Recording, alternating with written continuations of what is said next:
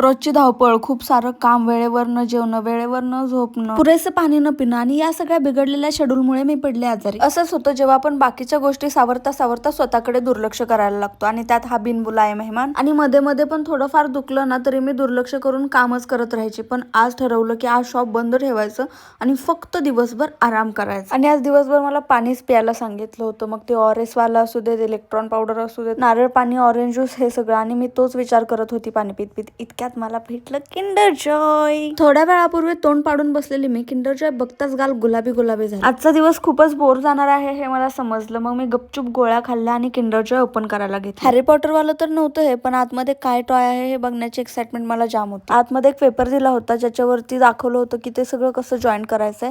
ते बघून मी सगळं जॉईन केलं आणि हे होतं एक ब्रासलेट जे मी दुसऱ्या हातात घातलं. आजारी जरी असली तरी मी नेहमी एनर्जेटिकच दिसते. यही तो बात है. किंडर जॉय खाऊन मस्त झोपी गेले. यासाठी एवढं.